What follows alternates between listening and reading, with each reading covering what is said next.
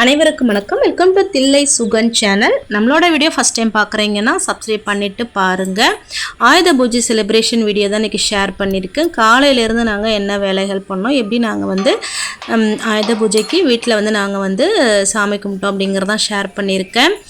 பார்த்துட்டு எப்படி இருக்குதுன்னு சொல்லிட்டு கமெண்ட்டில் சொல்லுங்கள். காலையிலே நமக்கு கோலத்தோடு தான் எப்போவுமே ஸ்டார்ட் ஆகும். காலையிலே வந்து வெளியில் எல்லாம் கழுவி விட்டுட்டு ஃபஸ்ட்டு கோலம் போட்டு கலர் வந்து போடுறது தான். கலர் வந்து நம்ம நேத்தியே சுத்தம் பண்ணி கோலம் போட்டு வச்சுட்டோம். காலையிலே இதுக்கு வந்து டைம் வந்து நிறைய ஆகும். அதனால் நம்ம முதல் நாளே சுத்தம் பண்ணி கோலம் போட்டு வச்சாச்சு. இந்த இடம் மணி பிளான்ட்லாம் ஃப்ரெஷ்ஷாக தண்ணி ஊற்றுனதும் நல்லா ஃப்ரெஷ்ஷாக இருக்குது. மணி பிளான்ட்டை பொறுத்த வரைக்கும் டெய்லி தண்ணி ஊற்ற தேவையில்ல. 2 நாளுக்கு 3 நாளைக்கு ஒருக்கா ஊற்றினா போதும். அது வந்து லைட்டாக ஸ்ப்ரே பண்ணி விட்டால் போதும். பூவெல்லாம் நம்ம வந்து முத நாளே கட்டி வச்சுட்டோம். நிறைய செடி வந்து நம்ம நிறைய கட் பண்ணி விட்டுட்டோம் இல்லையா, அதனால் கம்மியாக தான் பூக்குது. இருந்தாலும் இந்த பூவே நமக்கு சாமிக்கு போட போதும். பூவெல்லாம் ரொம்ப ஜாஸ்தியாக விற்கிது. ஆயுத பூஜைக்கு வந்து எல்லா கடைகள்லையுமே சாமி கும்பிடுவாங்க. ரொம்ப விசேஷமாக செலிப்ரேட் பண்ணுறதுனால பூவெல்லாம் செம்ம விலை அதிகமாக இருக்குது. அப்புறம் காலையிலேயே வந்து ஸ்டவ்வை நவுத்தி வச்சுட்டு அந்த இடத்தையும் ஃபுல்லாக வந்து தொடச்சிடணும். நைட்டு நம்ம சமைச்சதில் கொஞ்சம் அழுக்காயிடுச்சு, அதனால் எல்லாம் தொடச்சிடணும். குளிச்சுட்டு அதுக்கப்புறம் வீடெல்லாம் தொடச்சிட்டு மேட்டை எல்லாமே வந்து வெளில துவைச்சி போட்டிருக்கோம். அதனால் வேறு மேட் வந்து மாற்றிட்டு இன்றைக்கி காலையில் இந்த வீடு துடைக்கிறதெல்லாம் காலையில் தான் நான் வந்து பண்ணேன். காலையிலே நம்ம அதை செய்யும்போது தான் கொஞ்சம் திருப்தியாக இருக்கும். வீடு நல்லா க்ளீன் பண்ண மாதிரி இருக்கும். அதனால் எல்லாம் க்ளீன் பண்ணுற வேலை தான் முடிச்சுட்டு அடுத்து சமைக்கிற வேலை தான். எல்லாம் எடுத்து வாங்கிட்டு வந்ததெல்லாம் எடுத்து வச்சுருந்தேன். சிம்பிளாக நம்ம வந்து சாம்பார் தான் வைக்க போகிறோம். சாம்பார் வந்து முருங்கைக்காய், முள்ளங்கி, அப்புறம் ஒரு உருளைக்கிழங்கு, கேரட் ஒன்று போட்டு கொஞ்சம் சாம்பாருக்கு 2-3 காய் போட்டால் தான் நல்லாயிருக்கும். வச்சுட்டு அப்புறம் வந்து பீட்ரூட் பொரியல் பண்ண போகிறோம். அதனால் அதுக்கு வெங்காயம், அப்புறம் கடலைப்பருப்பு ஊற வச்சுருக்கேன். சுண்டல் வந்து அவிச்சு எடுத்துட்டேன் குக்கரில், ஏன்னா பருப்பு வைக்கணும் அப்படிங்கிறதுனால சுண்டல் வந்து அவிச்சு வச்சாச்சு. கடலைப்பருப்பு தான் நான் வந்து ஊற வச்சுருக்கேன். கடலைப்பருப்பு கொஞ்சம், அதில் கொஞ்சமாக பயத்தம்பருப்பு, துவரம்பருப்பு போட்டுப்பேன். நல்லா கொஞ்சம் சாஃப்டாக இருக்கும், அதனால் அதையும் போட்டிருக்கேன். கொஞ்சமாக ஊற வச்சுருக்கேன்.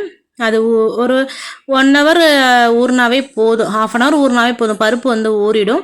அதுக்குள்ளே நம்ம உட்காந்து என்னென்ன காய்கள் கட் பண்ணணுமோ அதை அந்த வேலையை முடிச்சிடலான்னு சொல்லிட்டு இருந்தேன். பீட்ரூட் பொரியல், ஒரு பொரியல் தான் நம்ம வந்து பண்ண போகிறோம். சாம்பார் வச்சு அதுக்கப்புறம் வந்து பருப்பு வடை, அப்பளம், பாயசம் எதுவும் வந்து பண்ணலை.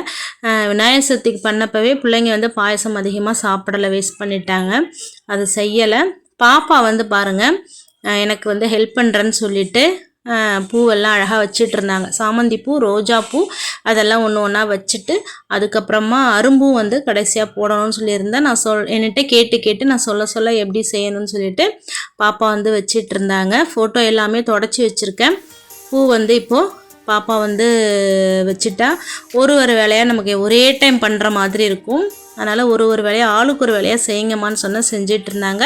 பருப்பும் ஊறிடுச்சு. நம்ம வந்து மிக்சியில் கொஞ்சம் கொரப்பாக அரைச்சிக்கிட்டு கொஞ்சம் அரிசி மாவு போட்டுக்கணும். பருப்பு வடையாக இருந்தால் கூட நல்ல மொறுமொறுப்பாக இருக்கும், எண்ணெய் இழுக்காது. அது கூட வந்து சோம்பு, இஞ்சி, பூண்டு போட்டிருக்கேன்.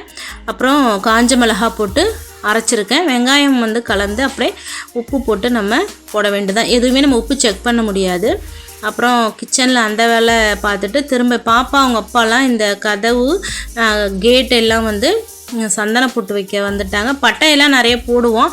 ரொம்ப பட்டை போட்டால் ட்ரெஸ்லெல்லாம் பிள்ளைங்க சாயும் போது ஒட்டிக்குது. அதனால் சந்தன போட்டு மட்டும் எல்லாத்துலேயும் வந்து வச்சிட்டு இருந்தோம். பாப்பா எல்லாமே வந்து ஹெல்ப் பண்ணிகிட்டு இருந்தது. கூடவே எல்லாத்துக்கும் ஃபேன் எல்லாமே வந்து எல்லாம் நம்ம தொடச்சிருந்தோம் இல்லையா, அதனால் எல்லாத்துக்கும் இன்றைக்கி வந்து பிறந்த நாள். இந்த ஜன்னல், கதவு, கிரில் கேட்டு, ஃபேனு இது எல்லாத்துக்குமே இன்றைக்கி தான் விசேஷமான நாள். இது எல்லாமே செய்கிறதுக்குள்ளே போதும் ஆச்சுங்க. சுத்தம் பண்ணுறதுக்குள்ளே இத்தனை ரூம்லேயும் உள்ள ஃபேனை துடைக்கணும். நெக்ஸ்ட்டு வெளியில் உள்ள கேட்டு, வெளியில் கிரில் கேட்டு எல்லாம் காக்கா குருவியெல்லாம் ரொம்ப நாஸ்தி பண்ணி வச்சுருந்தாங்க. பாப்பா அவங்க ஆச்சி ஃபோட்டோவுக்கு சாம்பிராணி காட்ட ஆரம்பிச்சிட்டாங்க. நான் தான் எல்லாம் செய்வேன்னு சொல்லிட்டு கிரில் ஆரம்பிச்சிங்க. வெராண்டாவில் 2 கிரில் இருக்குது. அந்த கதவு, ரூம் கதவு, 2 ரூம், பெட்ரூமோட ஜன்னல், ஹாலில் உள்ள ஜன்னல், அப்புறம் கிச்சன் ஜன்னல், சாமி ரூம் ஜன்னல், அப்புறம் தோட்டத்து பக்கம் உள்ள கதவு, கிரிலு, அப்பா எல்லாம் தொடச்சி நம்ம பட்டை இந்த சந்தன போட்டு வைக்கிறதுக்கு அவ்வளோ நேரம் ஆச்சு. அதை முடிச்சுட்டு அப்புறம் ஃப்ரூட்ஸ் எல்லாம் எடுத்து வச்சுட்டு ஆயுதங்களுக்கெல்லாம் நம்ம பட்டை போடணும் இல்லையா, அதனால் இந்த மண்வெட்டி, பாறை, அப்புறம் இந்த அரிசி இலக்கிற படி, அருகாமனை, கத்தி எல்லாமே வந்து கழுவி பட்டை போட்டாச்சு. அதுக்கு வந்து பொட்டு வச்சாச்சு. சாமிக்கெல்லாம் பாப்பா எவ்வளோ அழகாக பூ வச்சுருக்குது பாருங்கள். நம்ம ஒன்று செய்யும்போது அதை பிள்ளைங்க பார்த்தாவே அவங்க கற்றுப்பாங்க. நம்ம தனியாக சொல்லித்தரணும்னு கிடையாது. அதுக்கப்புறம் சாமியும் கும்பிட்டுறலாம்.